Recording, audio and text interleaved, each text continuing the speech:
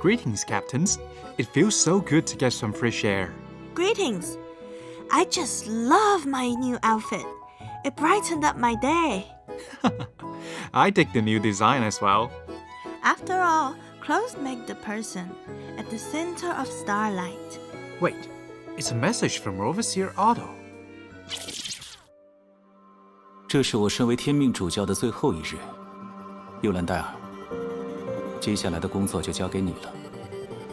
明白了，主教。旧天命总部，科洛斯城，这是爷爷他刻意选择的地点吗？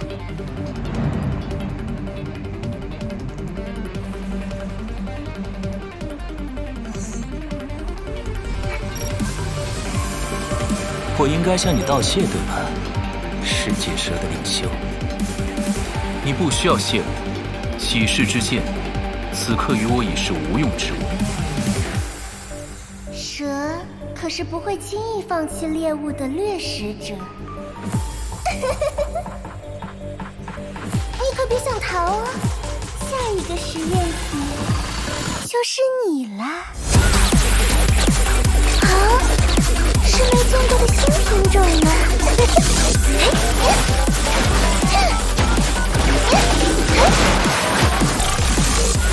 还猜我在哪儿？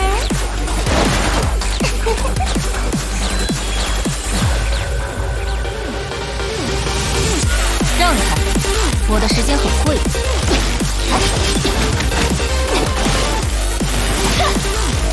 背后，我来为你送上解脱。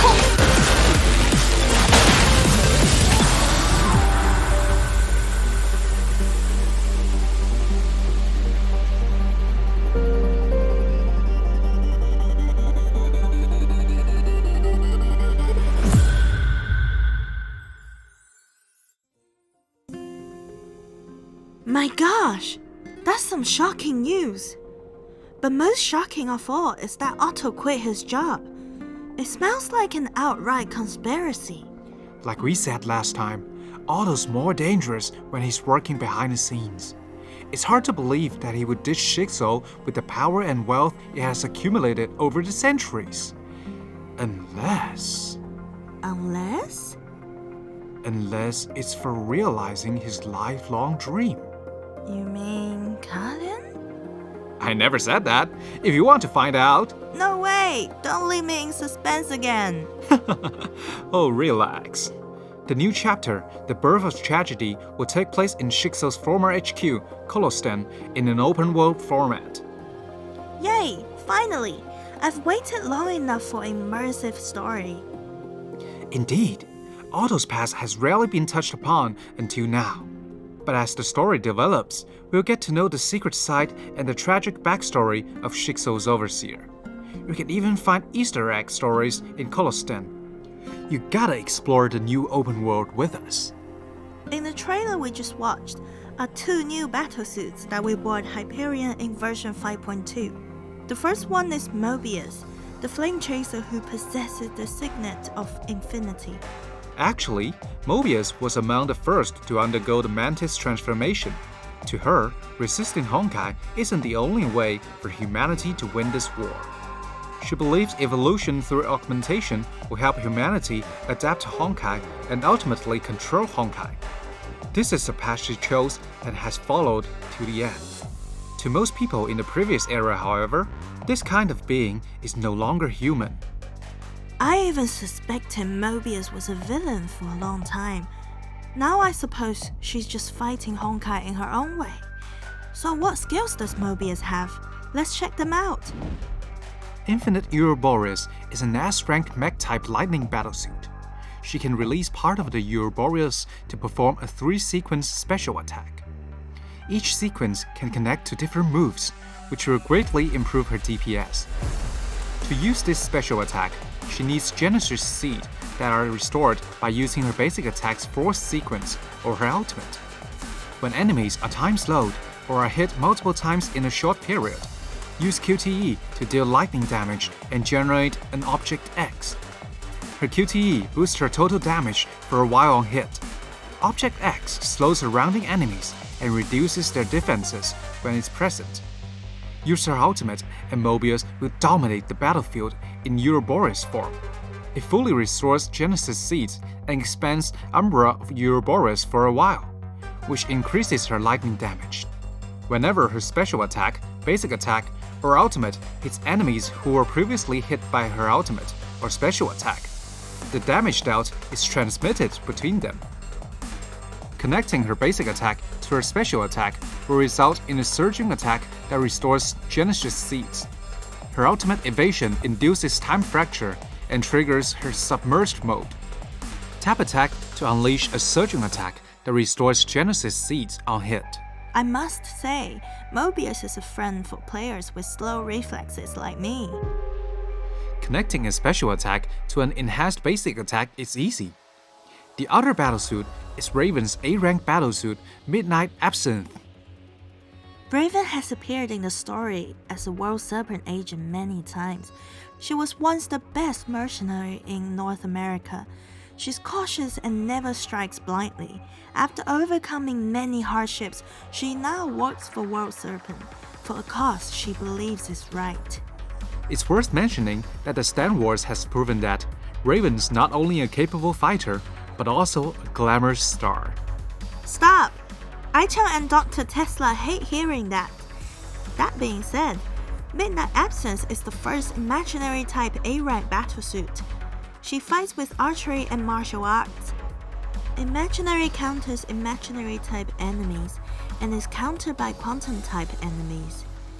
Imaginary is neither superior nor inferior to Biopsych and Mech. Raven's basic attack, passive, and QTE leave varying numbers of items on the ground. The items are divided into feather arrows, feather blades, and feathers. They can be recovered with her charge attack. Recovering certain numbers of items will buff Raven for a short time and restore her SP. When Raven is on standby, use her teammate's charge attack or combo attack to trigger Raven's support buff and leave feathers on the ground. Use Raven's ultimate to make her summon a group of crows. Enemies affected by the smoke are more susceptible to fire damage. Furthermore, when imaginary enemies expose their Nihilist Seed at low HP, Raven can aim at a weak spot with her weapon active to one-shot the current phase. Another fun fact is that enemies defeated by Midnight Absinthe drop bounty coin pickups that heal her. These mechanics shape her into an ace mercenary, whose shot from the shadows never misses its target. The skill is aptly named Red Sunrise. It goes to show how much effort went into making her. We gave every one of Raven's skill an interesting name. You can discuss them in the comments section. Along with the 2 new battlesuits, there are 2 new stigma sets. First up is Linnaeus, a stigma set tailored for Mobius. It grants high lightning bonus to the host and her summoned entities. The bonuses get bigger when the summoned entities are present. This stigma set reminds me of a biologist named Carl Linnaeus. He contributed greatly to the modern science of taxonomy. The other stigma set is Oslug, which is highly compatible with Raven. It provides the team with a massive elemental damage bonus. Regardless of their utility, their art alone has won me over, especially Oslug, which has already become one of my favorite stigma sets. Personally, I prefer Linnaeus, because she's portrayed as a scholar studying plants. Of course, a new cross Basilisk's image and its prime form Basilisk's image Deathshroud will join us as well. This is the go-to weapon for Mobius. Its passive inflicts lightning vulnerability and restores her Genesis Seeds. The other weapon that's fit for Raven is Obscuring Wing. It boosts the team's fire damage. Not only that, Obscuring Wing raises the kill threshold of Raven's skill Red Sunrise. Its unique aiming skill deals damage twice. If a Nihilist Seed's HP drops below the threshold after taking the first damage, the current phase will be insta-killed. If combined with weapon actives that deal delayed damage, such as Flame Scions, the kill threshold will rise even higher. Wow, this is a whole new dimension. Synergies are coming to mind. Indeed, I sense a new way of achieving high scores. In addition, Lur's Serenity is getting its prime from Lur's Ataraxia. Then I wish our viewers can pull her in one drop. But I feel something's amiss. So, what is it? Have you forgotten about Klein? That's right! ELF Klein will debut in version 5.2 as a lightning DPS and support. Holding 2 jobs? That's so Klein. She's the role model of the realm. Since she's an elf from the previous era, she has a mighty active skill. This skill allows her to use her bio-syringe to deal lightning damage, and it also reduces the entry cooldown of standby battlesuits. What's more, her ultimate will apply a lightning vulnerability to enemies. As the creation of Mobius from the previous era, and the caretaker of the Elysium realm, Klein is bound to be an asset in the arena and abyss with her cooldown reduction and her ability to inflict lightning vulnerability. Talking about jobs, in version 5.2 we'll launch a new event called Valkyrie's Cafeteria. Captains can obtain ingredients by clearing stages and doing other things. After Valkyries turn them into meals, you can unlock awesome rewards including new outfit, Taishan impression, and even Easter egg stories. Spending crystals will also provide freebies.